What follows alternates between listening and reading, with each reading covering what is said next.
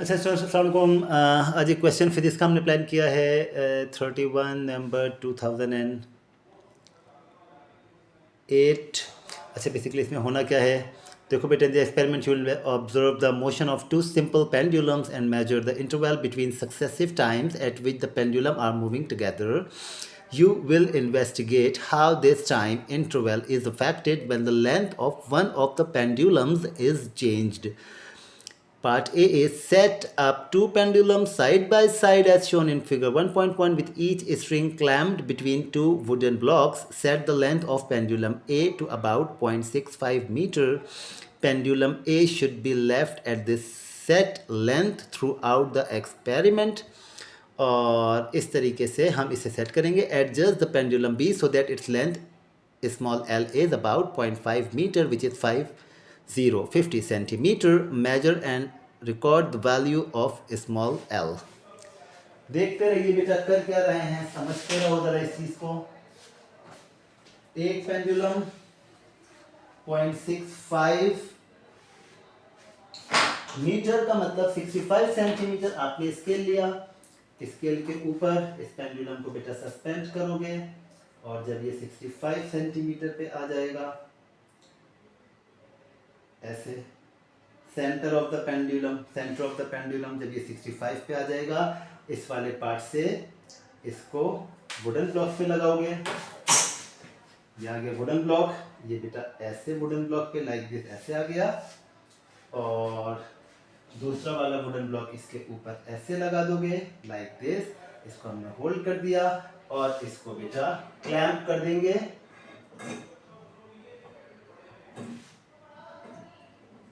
ऐसे.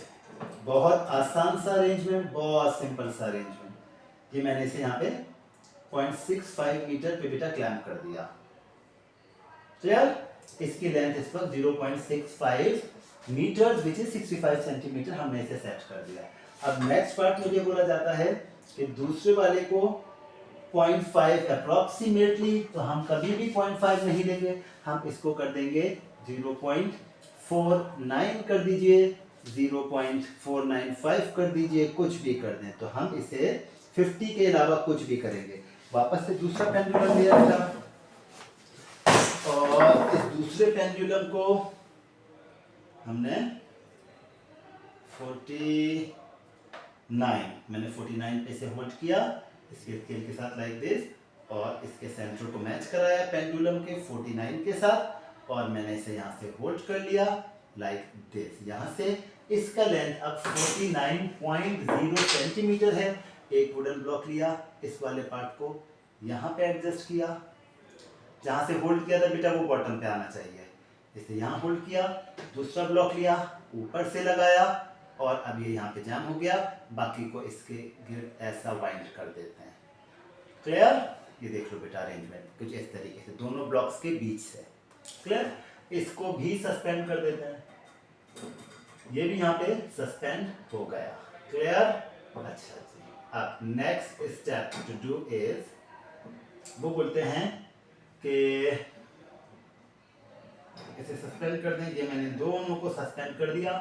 अगर इन दोनों का बॉटम मैच कर जाए तब भी सही है, मैच ना करे तब भी कोई खास फर्क नहीं पड़ता. अब ये साइड वाइज भी देख लो बेटा, इसको इस तरीके से इतना गैप इसमें मेंटेन कर लेना कि ये जब ऑसिलेट करे तो टकराए नहीं. क्लियर? मैंने दोनों तरीके से दिखा दिया. अब दिस इज द अरेंजमेंट. ये हमने ऐसे सेट कर लिया. अगले पार्ट को बेटा पढ़ते हैं जरा, क्या बोला जा रहा है मुझे.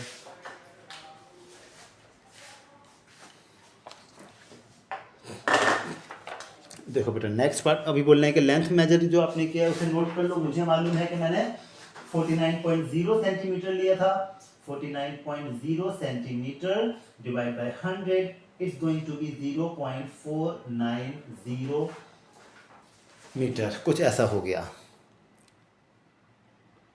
0.0 इसका एक्यूरेसी है. मीटर में जब भी वैल्यू लिखते हैं it is up to third decimal place. अच्छा जी, आइए अगला पार्ट देखते हैं. Set both pendulums into motion with a small oscillation. Start the stopwatch. When the two pendulums are lined up as shown in the figure, then I will start the stopwatch.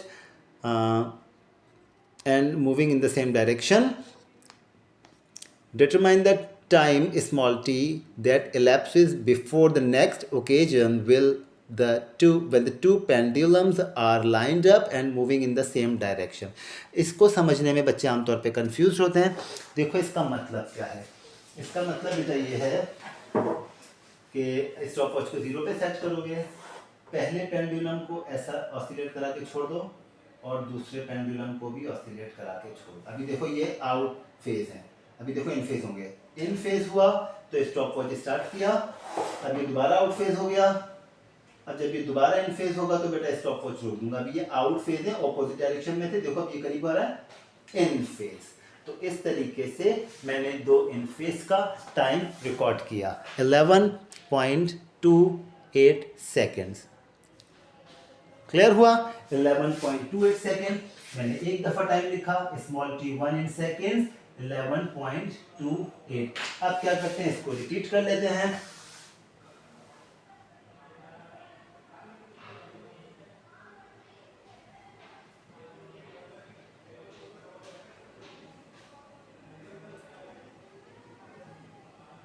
अब देखो out phase है, अभी देखो इन phase होंगे. इन phase हुए, stop watch start किया, फिर out phase हो गया. अब वेट करो, दोबारा इन फेज होगा जब तक का टाइम रिकॉर्ड करेंगे. अभी टाइमर चल रहा है इन फेज. देखो बेटा दो इन फेज का time. The next same occasion comes at 11.21 second. तो मैंने दूसरा टाइम लिया 11.21 सेकेंड. It's T2. ये देखो इस तरह से बेटा सही है. इन दोनों का एवरेज यहां पे आ जाएगा. 11.21 11.28 एवरेज. 2 7 3 6 4 5 11.25. अगर मैं सेकंड डेसिमल पे ही रखूं इसको तो मैंने इसका एवरेज निकाल लिया. क्लियर. अब देखो अगली बात सुनते हैं. Next part is change small l and repeat c. इन्होंने कहा था कि जो कैपिटल लेंथ है 0.65 सेंटीमीटर विच इज 65 सेंटीमीटर. इन्होंने कहा कि बेटा उसको चेंज नहीं करोगे तो स्मॉल एल को चेंज करो. Until you have 6 sets of values of L and T. L should be from about 0.3 meters to about 0.6 meters. Include values of 1 upon t, 1 upon under root L in your table. मतलब range is provided which is between 0.3 till 0.6. और साथ में दो और calculated data चाहिए हमें. तो सबसे पहले इसका बेटा टेबल लगा लेते हैं. इसके टेबल में आ जाएगा सीरियल नंबर. सीरियल नंबर के बाद हम चलते हैं स्मॉल एल इन मीटर. उसके बाद स्मॉल T1 एक दफ़ा टाइम लेंगे, स्मॉल T2 दूसरी दफ़ा टाइम लेंगे to make an average data. Then I write small t average which is required actually 1 upon small t. Unit is second inverse 1 upon under root L. Unit is meter minus 1 on 2. देखो बेटा 15 second के अंदर ये table बना लिया. अब जब ये टेबल बन जाएगा, अब लेंथ का वैल्यू 0.3 और 0.6 के बीच में होना चाहिए. पहले से लिख लेते हैं. पहला वैल्यू में लूंगा 0.300, लास्ट वैल्यू में लूंगा 0.600 ताकि रेंज कवर हो जाए हमारा. अब बीच में रैंडमली वैल्यू दे देते हैं. 0.49 नहीं लेंगे because we have used it already. तो अब 0.360 मैं 36 पे ले लूंगा. 0.440 0.500 50 पे ले लेंगे. और 1 2 3 4 5 सेट हो गया. एक छठा ले लेते हैं. अच्छा इसका बीच में ज़्यादा इंटरवल आ गया 6 और 5 के बीच में. तो इसे हम ले लेते हैं 0.560 56 पे ले लेंगे और 0.500. देखो बेटा मैंने ये वैल्यू सेलेक्ट की हैं. 30 सेंटीमीटर 36 सेंटीमीटर 44.0 50.0 56.0 एंड 60.0 मैंने ये चंद वैल्यूज ले ली. अब मैं क्या करूँगा, स्मॉलर लेंथ को इस वाले को 30 पे सेट करूँगा. सबसे पहले for the first value of the table I will put 30. मैंने इसे बेटा 30 पे स्केल के 30 पे सेट किया. स्केल पे रखा ऐसे पेंडुलम को और 30 पे यहाँ पे सेट कर दिया इसे, लाइक दिस। 30 के ऊपर आप जानते हैं क्या करना है, ब्लॉक को लगाया, दूसरे ब्लॉक को लगाया, इसे बाइंड कर दिया, वापस से हैंग किया, दोनों की हाइट को मैच करवाया। बहुत जल्दी जल्दी करना है, बहुत जल्दी जल्दी, टाइम नहीं लगाना इस पे। ये हो गया। चले भाई T1 T2 रिकॉर्ड करते हैं इसका। एक को ऑसिलेट करवा दिया, दूसरे को ऑसिलेट करवा दिया, आउट फेज, इन फेज पे स्टार्ट किया, आउट फेज हुआ और दोबारा इन फेज हो गया। 3.66 सेकंड, 3.66 सेकंड पहला टाइम आया मेरे पास 3.66। इसी को रिपीट कर लेते हैं बेटा। आउट फेज है, इन फेज पे स्टार्ट किया, फिर आउट फेज हुआ, जैसे इन फेज होगा ये इन फेज पे स्टॉप किया। 3.62, 3.62। लेंथ चेंज करते हैं, 36 पे सेट करते हैं। मैंने इसे वापस से खोला, इसे 36 पे सेट करते हैं, 36 पे रखा, लाइक दिस। 36 पे रखने के बाद वुडन ब्लॉक लगाया, दूसरा वुडन ब्लॉक लगाया,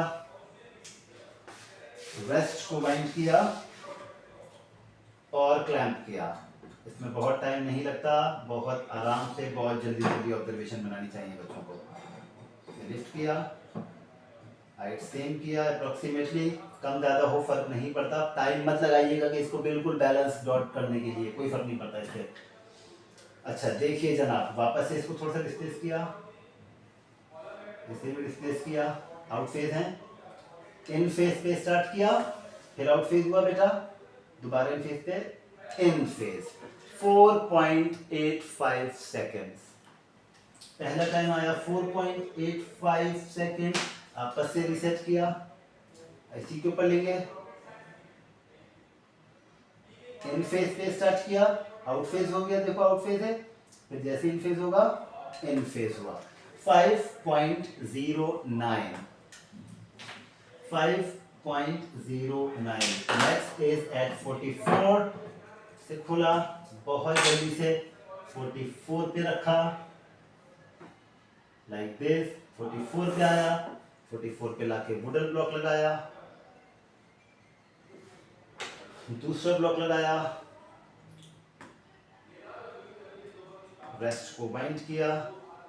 एक दफा जब वहां पे मेजर कर लिया 44 है तो बार बार तसल्ली ना करेंगे, इसको हर बार चेकिंग करते रहें, टाइम वेस्ट होगा और कुछ भी नहीं होगा। 44 कर लिया बस, सही है 44। इतनी एक्सपर्टीज आपके अंदर होनी चाहिए कि आप अपने काम पे भरोसा करें।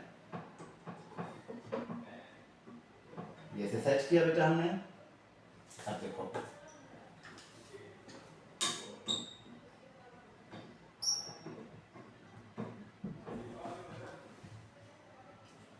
रीसेट किया स्टॉप वॉच, इसको हिला के छोड़ दिया और इसे हिला के छोड़ दिया। आउट फेज है दोनों, इन फेज होंगे तो स्टॉप वॉच स्टार्ट करूंगा, देखना।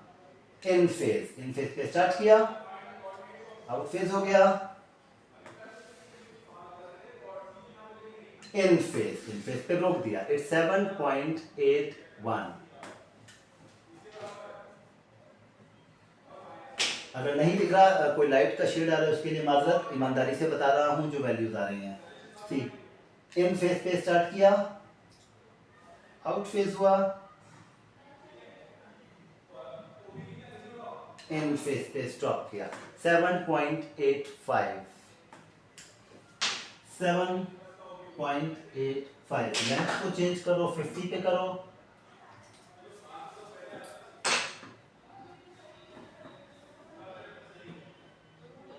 स्केल मेरे सामने रखा हुआ है, आपको नहीं दिख रहा लेकिन मुझे दिख रहा है, ये 50 पे आ गया। 50 पे लेके आए, इस पे वुडन ब्लॉक लगाया, दूसरा ब्लॉक लगाया, रेस्ट को बाइंड किया, क्लैंप किया।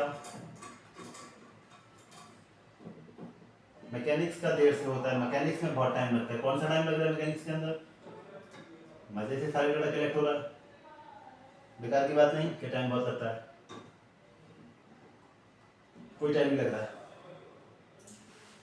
स्टॉप उसको रीसेट करो, 50 पे किया, एक को डिस्प्लेस किया, दूसरे को डिस्प्लेस किया, इन फेस का वेट करो, आउट फेज है, इन फेस पे स्टार्ट करो, आउट फेज होने दो and wait for the next same occasion. In phase सही है बेटा। 11.78 11.78 11.78 वापस से रीसेट करो, इन फेस पे स्टार्ट करो, चलने दो घड़ी, चल रही है घड़ी, चल रही है 11.78 पे चलने दो, इन फेस 11.59 अगला वैल्यू आया 11.59। अच्छा जी 56 सेंटीमीटर पे सेट करेंगे, वापस से खोला, सब कुछ बहुत जल्दी 56 सेंटीमीटर, here it is 56 और ये 56 में मैंने इसको मेजर कर लिया। 56 के बाद मैंने इसके ऊपर वुडन ब्लॉक लगा दिया, दूसरा वुडन ब्लॉक लगा दिया इसके ऊपर लाइक दिस, और इसको बाइंड किया, क्लैंप किया, ये होता रहेगा, इससे कोई फर्क नहीं पड़ता। अच्छा जी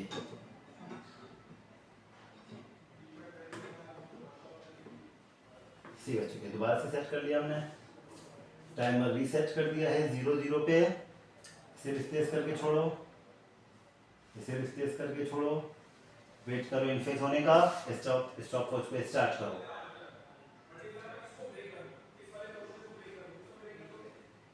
तहम्मुल तसल्ली, इन फेस पे स्टार्ट करो, बहुत ना जल्दबाजी करो और ना डिले करो इसको, इन फेस पे स्टार्ट है।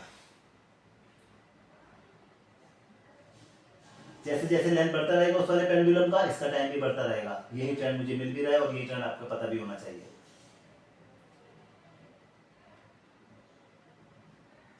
इन फेज 22.44 सेकेंड्स 22.44 सेकेंड्स। अच्छा अब सब ईमानदारी से ले रहा हूं तो भाई इसको 24.49 लिख दें, दूसरा वाला टाइम किया है ना, इतनी मेहनत से तो कर रहे हैं सारा प्रैक्टिकल। आप लास्ट वाली वैल्यू ले तो एक वैल्यू लो और दूसरी को अज्यूम कर लो, मैकेनिक्स और टाइम बचा लेगा आपका। यहाँ पे है मगर पहली रीडिंग बहुत अच्छे से होनी चाहिए। 60 सेंटीमीटर, इसे मैंने 60 पे रखा, यहाँ पे रखा, 60 सेंटीमीटर की लेंथ आ गई मेरे पास, 60 पे वुडन ब्लॉक लगाए लाइक दिस,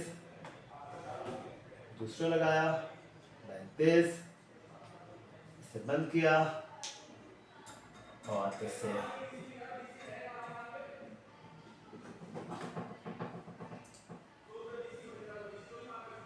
अच्छा जी हाइट मैच कर लेते, नहीं भी करेंगे तो कोई फर्क नहीं पड़ता, बार बार एक ही बात बोल रहा हूँ, मैच नहीं भी करोगे तो कोई फर्क नहीं पड़ेगा। खैर आप लोग चाहते हैं कि हाइट बैलेंस हो और बहुत सारे मामला हो, मैं आता हूँ। अच्छा जनाब लास्ट वैल्यू, लास्ट डेटा बेटा ले लेते हैं इसका, सुला देगा ये सुकून से।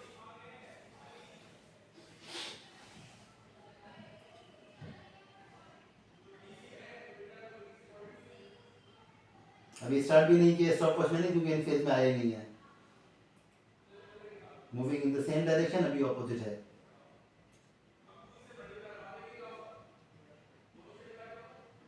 अब देखो बेटा moving in the same direction, stop watch start कर दो,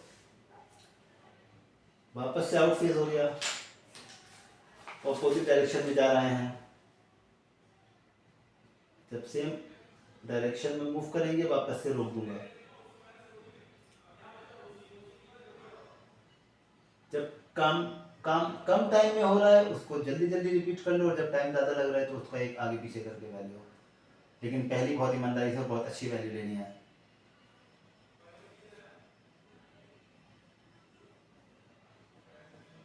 तहम्मुल आउट फेज है, करीब है मगर नॉट इन फेज। अब देखो कैसा साथ साथ चलना है, 42.34 42.34 और दूसरा मैंने लिखा 42.52। बस जनाब, तो डेटा कंप्लीट। देखो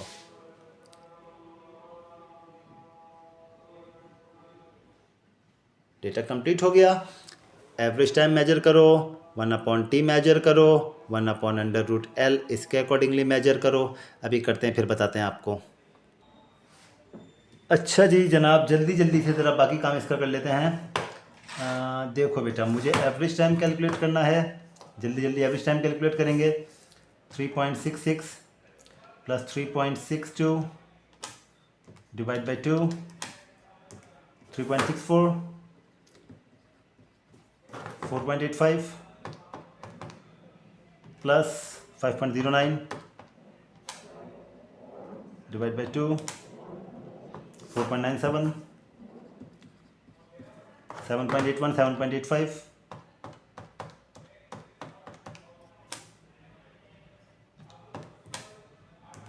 7.83, 11.59, 11.78,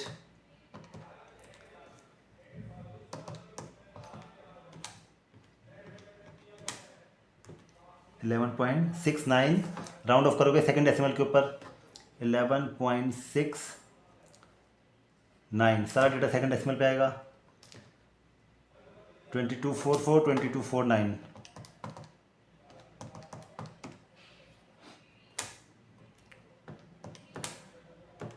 22.47। अच्छा जी, 4234, 4252,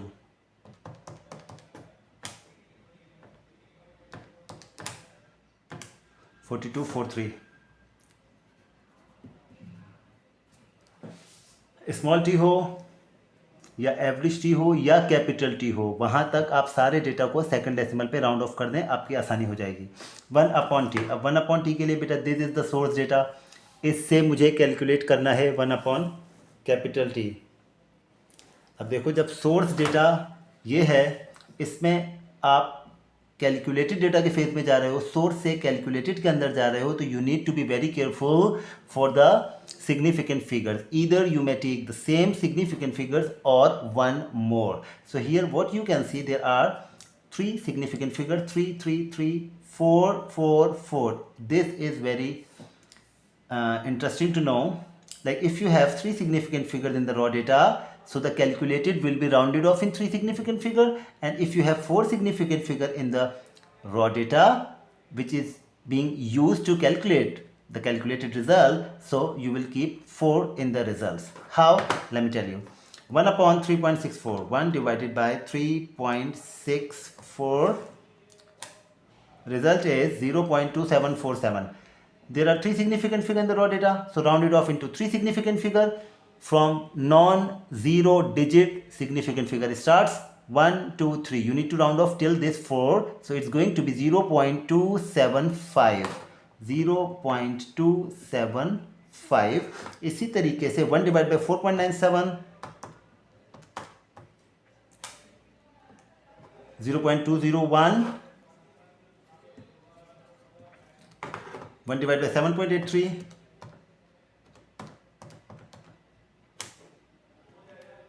0.128। अब यहाँ पे बेटा 4 सिग्निफिकेंट फिगर आ गए, तो इसका आंसर भी 4 में देंगे। 1 divided by 11.69, 0.0855, non zero digit से SF स्टार्ट होगा, तो 8 is your first significant figure. 1 2 3 4 4 को राउंड ऑफ करना है। 0.08554, 0.08554। देखो बेटा, इसमें 4 सिग्निफिकेंट फिगर आ गए। बिल्कुल इसी तरह 1 डिवाइडेड बाय 22.47, 22.47, 0.04450, 4450, 1 divided by 42.43, 42.43, 0.0 2357, 2357 ये आंसर आ गया। अब इसी तरीके से पहले अंडर रूट एल करेंगे और आंसर को 1 से डिवाइड करेंगे। 1 डिवाइडेड बाय अंडर रूट 0.3 अच्छा देखो इसमें 3 सिग्निफिकेंट फिगर्स हैं तो इसके आंसर में भी 3 सिग्निफिकेंट फिगर लाओगे। 1.83 पे राउंड ऑफ कर दो इसको, 1.83। अच्छा जी ये 0.36 कर देते हैं, 0.36। रिजल्ट आया 1.67, 0.44, 0.44, 1.51, 1.50, 0 के बाद 7 को देखोगे तो ये 1 हो जाएगा। 1.51, 1.51, 0.56, 1.34, 0.6,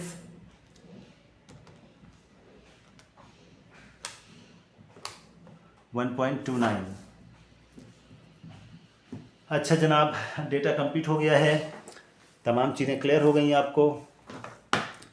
और अब अगला पार्ट आप जानते हैं, plot of 1/t on the y axis against 1/√l on the x axis. अब x एक्सिस पे चले जाओगे बच्चों, y एक्सिस पे चले जाओगे। x एक्सिस के ऊपर 1/√l, 1/√l का मिनिमम वैल्यू है 1.29 और मैक्सिमम वैल्यू है 1.83। This is your maximum value. सही है, मिनिमम और मैक्सिमम दोनों वैल्यूज आ गई हैं आपके पास। अब क्या करोगे, 1.29 से 1.8 मतलब 1.9 तक, 1.2 से 1.9 तक एक्स एक्सिस चाहिए। 8 ब्लॉक्स होते हैं, ये बात आपको अच्छे से पता है। 1.29, 1.83, 1.29 से 1.83, 1.29 से 1.83। इसके ऊपर आप प्लॉट कर रहे हैं एक्स एक्सिस पे। सबसे पहले एक्सिस लेवल करोगे 1/√l, 1/√l। यूनिट लिखो ना लिखो फ़र्क नहीं पड़ता। अच्छा अगर हम इसे यहाँ से 1.2, 1.3, 1.4, 1.5, 1.6, 1.7 और 1.8 ले लें तो मज़े से कवरेज हो गया। 1.2, 1.3, 1.4, 1.5, 1.6, 1.7, 1.8। देखो बेटा पहले बॉक्स में मेरा डेटा नहीं आएगा क्योंकि इट इज़ आएगा 1.29 है तो 1.29 यहाँ पे आएगा, तो पहले बॉक्स में भी डेटा आएगा और 7th बॉक्स में भी डेटा आएगा। तो इसमें टोटल 8 बॉक्सेस होते हैं। 7/8 इज श्योरली मोर देन 50%। आपको दोनों एक्सिस को 50% से ज़्यादा कवर करना होता है। इसी तरीके से वाई एक्सिस को, वाई एक्सिस पे आपके पास आ रहा है 1/t, 1/t on the Y axis. अच्छा 1/t की वैल्यू देख लो बेटा, मिनिमम वैल्यू है आपके पास ये वाला, तो इसको हम अगर फैक्टर चाहें तो अप्लाई कर सकते हैं। मिनिमम को इंक्रीज करने के लिए 2.357 कर देते हैं। 2 मतलब 10 एक्सपोनेंट -2 का फैक्टर आ रहा है। तो अगर मैं इसको 2.357 मिनिमम लूँ, 2.357 इंटू 10 एक्सपोनेंट -2 मिनिमम हो गया मेरा। और अगर मैं इसके मैक्सिमम डेटा की बात करूं तो the maximum data will be 27.5, 27.5 into 10 exponent -2। आपको बेसिकली ये फैक्टर सेम रखना है बच्चों, सही है। तो आपने लिखा 1/t इंटू 10 एक्सपोनेंट -2 के साथ में इसे प्लॉट कर रहा हूँ। 2.3 से 27.5 तक जाऊंगा, 2.3 से 27। अच्छा जी यहाँ पे आप जानते हैं 12 बॉक्सेस होंगे आपके पास वाई एक्सिस में, एक्स एक्सिस में 8, वाई एक्सिस में 12 बॉक्सेस होते हैं 10-10 के। तो 2 से 27, 2, 4, 6, 8, 10, 12, 14, 16, 18, 20, 22, 24, 26 मर गए। अब क्या करें, 2 पहले हमने 2 को ऐड किया, 2 से मामला नहीं बन रहा, 4 ऐड कर देते हैं। 1/3, 1:3 का रेशियो ऑकवर्ड है। 1:3, 1:7, these all are awkward ratios, इसे यूज़ नहीं करते। 2 या 5 या इनके मल्टीपल। तो मैंने 2 ले लिया। अब इसमें 4 ऐड कर देते हैं, 6 फिर 4 ऐड करते हैं, 10 फिर वो 4 ऐड करते हैं, 14 फिर 4 ऐड करते हैं, 18 फिर 4 ऐड करते हैं, 22 फिर 4 ऐड करते हैं, 26 फिर 4 ऐड करते हैं, 30। मतलब मैं 27 तक जाऊँगा, 26 के बाद 30 के बीच में यहाँ पे आ जाएगा, मतलब ये वाला बॉक्स कवर होगा। 2 से 6 तक ये वाला बॉक्स कवर होगा। काउंट कर लेते हैं, इससे यहाँ तक कितने बॉक्सेज आ रहे हैं, 1 2 3 4 5 6 7 बॉक्सेज आ रहे हैं, which is more than 50%। 7/12 is more than 50%। तो ये वाला काम भी हमारा हो गया।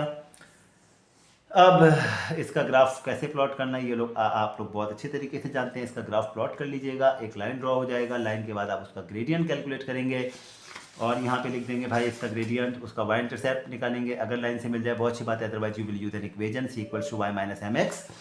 उसके बाद आप इस इक्वेजन को कंपेयर करेंगे, y equals to m x plus c. आप इसको ब्रेक कर लें, 1/t आपने y एक्सिस पे ही प्लॉट किया है, ये y एक्सिस आ गया। p upon root l, p upon under root l को मैं ब्रेक कर सकता हूँ p टाइम्स 1/रूट एल के अंदर, और मैं जानता हूँ कि यही बराबर है m टाइम्स x के। x एक्सिस पे आपने 1/रूट एल प्लॉट किया हुआ है, x एक्सिस पे 1/रूट एल प्लॉट किया हुआ है, तो ये और ये कंपेयर हो गया। इसका मतलब मुझे पता लगा कि p times r1 is p, p is equals to m which is equals to gradient, it is equals to gradient.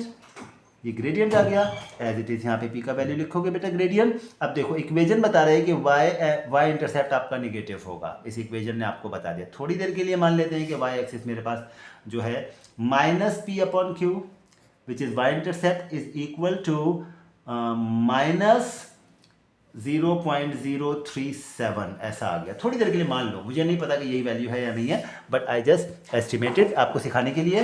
Minus minus cancel हो जाएगा, p is the value of the gradient. चलो थोड़ी देर के लिए मान लेते हैं 37.2 ये आया होगा, मुझे नहीं पता। तो q यहाँ जाएगा, यही वैल्यू यहाँ पे आ जाएगा।